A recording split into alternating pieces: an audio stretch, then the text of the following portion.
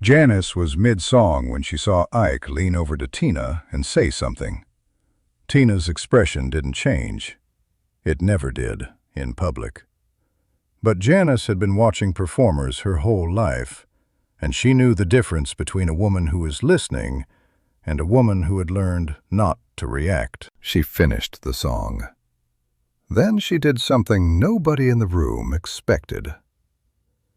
This is the story of one night in early 1970. A small club in New York. 500 people. A new band that had not yet found its shape. And two women who had already found something in each other at Madison Square Garden 3 months earlier. Something neither of them had named yet. By January 1970, Janis Joplin was starting over. The Cosmic Blues Band was finished.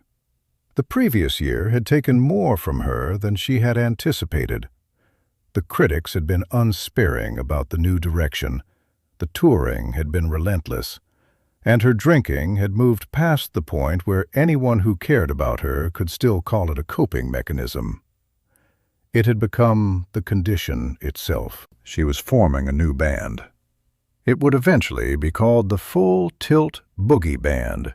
John Till on guitar, Richard Bell on piano, Ken Pearson on organ, Clark Pearson on drums, Brad Campbell carrying over from the Cosmic Blues days on bass. In those first weeks, they were still learning to breathe in the same room. The shows from that period were not polished. They were not supposed to be. They were the sound of something in the process of becoming. It was a raw, trembling architecture of sound. Janis was hunting for a frequency that existed somewhere between the gospel she grew up on and the jagged edge of the blues she had perfected.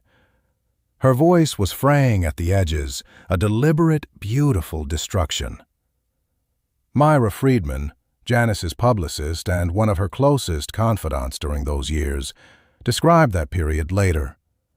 She said Janis was simultaneously more focused and more fragile than she had seen her in a long time. It was as if she were walking through a burning building, trying to salvage the most important things before the roof collapsed. She was searching for a sound that didn't require an apology, a sound that could hold the weight of her own history. 3 months earlier, on Thanksgiving night, 1969, something had happened at Madison Square Garden that very few people who were present ever fully described. Janis had climbed onto Tina Turner's stage, uninvited, unannounced, in front of 20,000 people. Tina Turner had seen her coming. In 3 seconds, she made a decision. She made space. They sang together, two voices with nothing obvious in common except the particular quality of someone who cannot perform without meaning every note. And for a few minutes, the audience forgot they had come for the Rolling Stones. What happened afterward, backstage in the corridors of the garden while the Stones were setting up, was witnessed by very few people. A brief exchange. The specific awkwardness of two performers who have just shared something extraordinary, trying to locate ordinary words for it. They stood in the fluorescent glare of the hallway, faces shining with sweat, hair matted, chests heaving. They were two different species of survivor, both mapped by scars that didn't show on the skin. In the weeks that followed, Janis reached out. She invited them to the show, both of them. She said she wanted Tina to see what she was building. Ike came too. That was simply how it worked. On the night of the show, they arrived with a small group, 4 or 5 people, the compact entourage of a working music act. Part professional, part personal, the line between the two always indistinct in Ike Turner's world. Ike Turner, in early 1970, was 40 years old. He had spent a decade building the Ike and Tina Turner Review, into one of the most physically commanding live acts in American music, writing, producing, arranging, and controlling nearly everything about that enterprise. He was a man for whom control was not a management style, but a fundamental requirement, one that extended from the stage into every room he occupied. He walked with a proprietary air, his eyes always scanning the periphery. To Ike, a room was a series of tactical assets. He took the back table, slightly elevated, with clear sightlines to the stage and to the entrance. The table of a man who prefers to see before being seen. Tina sat to his left. The group arranged itself around them with the practiced ease of people who understood their positions without needing to be told. They knew the silences that had to be kept and the rhythms that had to be followed. The show began. The Full Tilt Boogie Band was still assembling itself in real time. The arrangements weren't locked. The transitions sometimes stumbled. But Janis had always been able to do something that made the technical considerations beside the point. She could collapse the distance between the performance and the truth. When she went fully into a song, she stopped managing the moment and started inhabiting it. She gave the audience everything, her body a conductor for a current that was, at times, too powerful for her frame to contain. From the back table, Tina Turner watched with the particular attention of one performer observing another. Not the way a civilian watches, responding emotionally to what arrives. The way a professional watches, cataloging choices, tracing the line between technique and instinct, locating the exact place where calculation ends and something unguarded takes over. Tina was a master of the stage. She understood the geometry of a performance, the way a flick of the wrist or a shift in weight could command thousands. But here, tonight, she was seeing something else. She was seeing a woman who was bleeding on stage in real time, and it was disarming. 3 songs in, the band locked together in a way they had not quite managed before. Janis felt it and went further in than she had gone all night. The air in the room grew thick, charged. At the back table, Tina Turner leaned forward, just slightly, an inch or two. The involuntary motion of a body responding to music before the conscious mind has registered what it is responding to. It was a crack in the discipline, a small, honest opening of a soul that had been taught to keep the gates locked. That was when Ike's hand came across the table. Not a strike, not a scene. A hand placed over Tina's hand, resting on the table in front of her. A brief, deliberate pressure. 1 or 2 words said at a volume calibrated so that only she could hear them. The gesture of a man who has established, over years, a private vocabulary with another person. A vocabulary in which the meaning of a touch is understood without needing to be translated. It was a reminder of territory, a reclamation of attention. Tina's expression didn't change. It never did in public. She had developed the specific discipline of a face that reveals nothing when revelation carries a cost. She settled back in her chair. Her eyes went back to the stage. She applauded when the song ended, right on time. A perfect, hollow clockwork reaction. 40 feet away, on a low stage in a small New York club, Janis Joplin had seen it. Not all of it. Not the word. Not the exact measure of pressure. But enough. She knew the difference between a touch and a correction.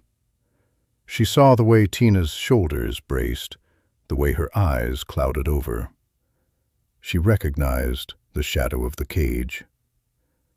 She stood at the microphone. The band waited. The room waited. The air felt heavy, like the atmosphere before a summer storm. she didn't start the next song. What she said in those minutes between songs has been recalled differently by different people who were in that room. But the direction of it is consistent across every account. She talked about the new band. She said she was building something that didn't ask anyone's permission. She said she had spent enough of her life making herself smaller to fit into shapes that weren't built for her, and she was finished with that. She spoke about the cost of being a woman who made noise in a world that wanted her to be a whisper. She was looking toward the back of the room when she said it, not directly at the table, not a confrontation, not a spectacle, but in that direction, at that corner of the room. Long enough that the people paying attention followed her gaze and understood. The silence in the room became absolute. It was the silence of a secret being spoken out loud in a house where secrets were the foundation. Tina Turner did not look away. For one brief, terrifying second, she held Janis's gaze. It was a look of profound, aching recognition. Two women in the middle of a war, exchanging a map they weren't allowed to hold. Then Janis turned back to the band, counted them in, and played the next song. The room understood that what they had just witnessed was not a digression from the show. It was the entire point of the night. After the set, Janis came to the table. Ike was gracious. He complimented her. He used the future tense. When it comes together, he said, not if. He was a master of the social contract, performing the role of the appreciative peer, while his hand remained close enough to Tina's that the ownership was clear. Janis thanked him. She was polite, careful. Then she turned to Tina. What passed between them in the next 30 seconds happened at the edge of what the people nearby could catch. A touch on the arm, a few syllables, something whispered that wasn't a secret, but a truth that didn't need witnesses. Janis Joplin died on October 4th, 1970. She was 27 years old. The Pearl album, the thing she had been building, was almost finished. The Full Tilt Boogie Band recorded the remaining tracks without her. Pearl was released in January 1971 and became the best-selling record of her career. The world mourned the voice, the persona, the icon. But very few understood that she had spent her final year trying to build a version of herself that could survive the pressure. Tina Turner did not leave Ike until 1976, 6 years after that night in the small club. What Janis said between songs did not change the immediate reality. It was not supposed to. It was not that kind of moment. But there are things that go somewhere below the level of decision and wait there. Things heard at the right moment that stay. Things that don't produce an action immediately, but that are present years later when the door finally opens. Years later, Tina would talk about the weight of being a performer, the way she had to hold herself together to survive. She said there was something in the way Janis performed that she had not quite seen anywhere else. Not the power. She had seen power. But the freedom inside it. The specific freedom of a performer who has decided that nothing, no room, no expectation, no hand placed across a table, is worth more than the next honest note. Janis Joplin never found out what Tina Turner eventually became. She only knew the woman at the back table in 1970, the one who leaned forward when the music opened up and went still when the hand came across. She only knew a woman who was waiting for a sound loud enough to break the glass. If the moments that happened in the spaces between the records and the headlines matter to you, Subscribe. The untold stories are still waiting.